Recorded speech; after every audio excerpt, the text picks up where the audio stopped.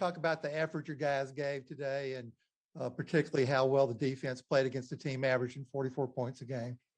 Yeah, I mean, there's a lot of fight from our team, and we talked about that.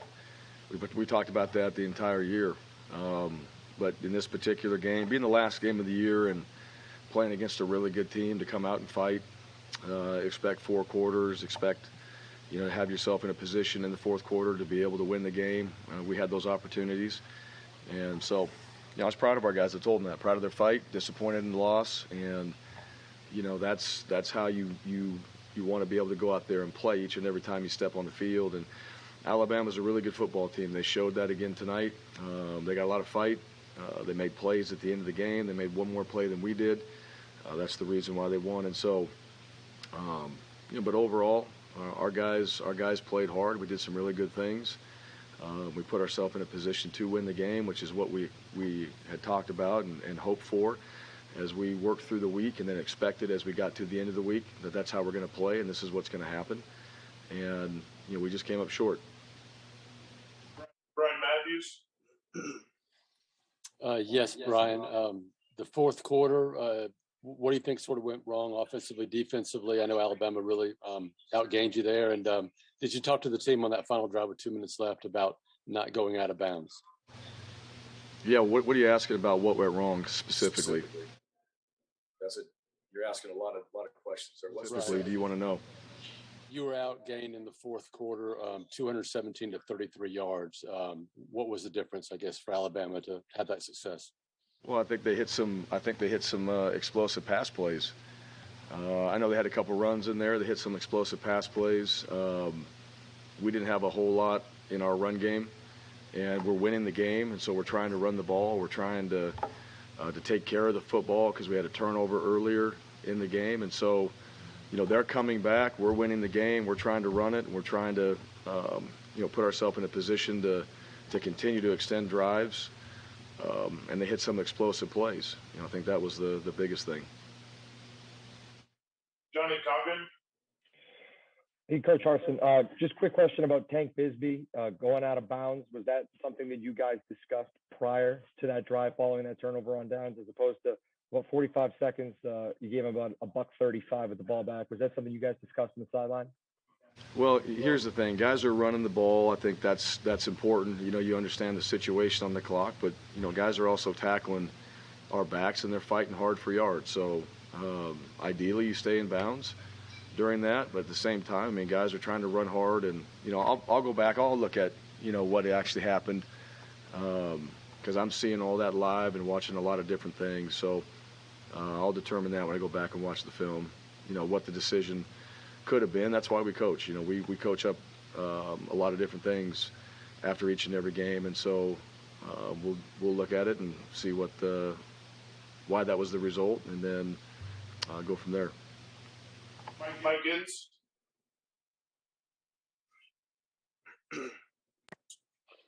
Coach, the second halves have been a little rough here down the last half of the season. From a coaching standpoint, how do you guys get things turned around in terms of game planning and play calling? Well, yeah, we'll go back and look at the entire year. We'll have a chance to do all that. Every game is, unique to that particular team that you're playing, and what are some of those reasons in the second half? We've determined from the games that we played, just execution, play calls, you name it. It's a combination. It's never one thing. It's a combination of things. And, the bottom line is in the second half, and we showed it today. There were some good things in the second half that we did. And ultimately, not enough as we got into overtime. So we played a second half of football, and we didn't play that fifth quarter like we wanted to, and that was the result, is we didn't win the game. So, those will be evaluations as we get through the entire year. We'll have a chance to look at some of that into our bowl prep. But that's what you go back and evaluate. What's our second half? What's our first half? And there's a lot of things that we're going to work to improve on, which, every single year that's what you do as a staff, is you go back and review the things that you did, and you look at what you learned from that, and you try to apply that moving forward. Alex Husting. Hey, Brian. So throughout the season, you guys have had only 27 sacks through 11 games. Tonight, you had 7 and were generating a lot of pressure. Was there anything different you guys did on the defensive side to have that success? And what about your approach did you guys change, if anything? Well, I thought our guys, I thought our pass rush was really good tonight. Some of that was just individual effort, beating their one-on-one matchup. Some of that was a little bit of pressure that we brought, within our schemes. I don't know exactly every single time we brought a pressure and what the result was, but I thought the guys were coming off on the pass rush. I thought our coverage, for the most part, in the back end was pretty good. So if the quarterback's having to hold it for a while, your rush is able to get there. So it was a combination of both those things. Steve Bolton. Coach, I was hoping you could comment on TJ and just how he battled out there, basically playing on one leg, and if you also could speak to that catch in the end zone there in overtime by King, that one-handed grab. Yeah. Well, let me talk about. I saw the catch that Landon had. It was great. It was pretty dang good coverage. The ball was thrown, kind of a body shot, and Landon was able to. I don't know if his one arm was pinned, why it ended up being a one-handed catch. It was a great catch, great concentration, great finish to that drive. Critical moment of the game, obviously, and he was able to make the play. So, and Landon's a guy that works really hard to be a good football player. He's a young player, so we're excited about his future and the things that he can do for us. TJ showed a lot of toughness tonight. This time of year, guys are banged up. He got a little bit rolled up there and was able to still stay out there and play and did a great job in the huddle and led and was doing everything we're asking him to do just to execute the offense and to go out there and play that position to the best of his ability. And I thought he did some really good things tonight. As far as the toughness goes, he definitely showed that, and he was ready to go out there and fight. He's ready to go out there and finish the game, and so I appreciate that about him. And I thought he did some really good things from that standpoint, having to fight through some injuries. Torres. Hi, Coach Harsin.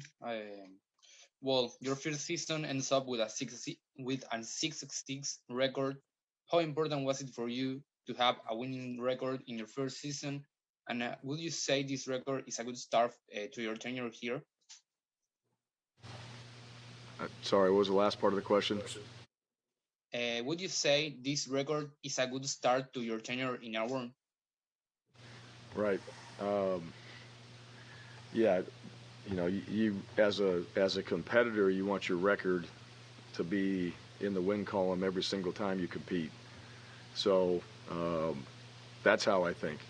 I know losses happen, but the expectations are to win, and that's every time you step on the field. Doesn't happen, but you're not satisfied with losing the game.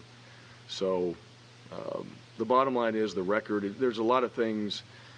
I didn't have that necessarily record in my head when we started the season. It was about developing the culture of this team, developing our staff, and helping those coaches put our players in the best position to be successful, and doing that consistently, and providing an environment where our guys are learning and growing and developing as football players, and then as men, and then continuing to stay focused on the academic side of things, which these guys will work on that over the next couple of weeks with finals coming up. So the success comes from when those things are happening and everybody in your program knows what to do. That's when you're having success, and that takes time. With that will come the wins and losses, and football is extremely important. We're trying to win every game we play. We're trying to win a championship. We're trying to compete at the highest level in this program, and so none of those things that we've shied away from. Did we accomplish that? No. Is that frustrating? Absolutely. Is there reasons why? Yeah, you bet. We've looked at those things, and we're going to take our ball and go home? Hell no. We're going to keep working on the things that we got to get better at. We're going to develop the program the way we need to. We're going to continue to keep working with our culture and the team that we have coming back, and the team we have, in this bowl game, and the team we have in the future, and the future players that we're trying to go out there and get to be a part of our program. There's no back down in those areas. So I haven't really assessed our season yet. I'll look at it after our bowl game. We want to finish with the win, and then we'll assess where we're at. The focus right now is to take care of this team and to make sure we know what we're doing in our bowl game, and then to go out there and recruit, and go see these players and families, and talk to them about Auburn, and talk to them about Auburn football and where this program is going, and they get a chance to be a part of something like we saw tonight, and hopefully our results as we move forward in the future are what we want it to be. But every game we play, we want to win. And there's not a moral victory, at least not in my book, from that standpoint. I mean, that's why you keep score at the end of the day. So we can learn a lot, and we can take away a lot of things, but at the end of the day, we want to win every single game. So that's always the goal. Last question is Tobias Whitmore.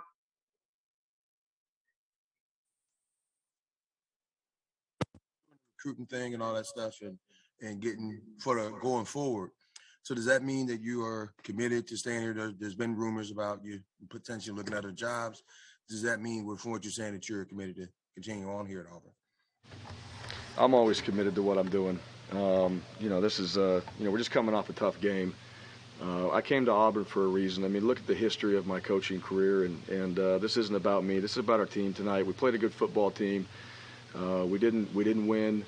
I'm disappointed. Our players are disappointed. I care more about what the hell they think, and that we got to take care of those guys. But there's a reason why we came to Auburn, and so just do a little research and see the history of the things that I've been able to do and been a part of, and there's a reason why we're here. Auburn's a great place. Love it.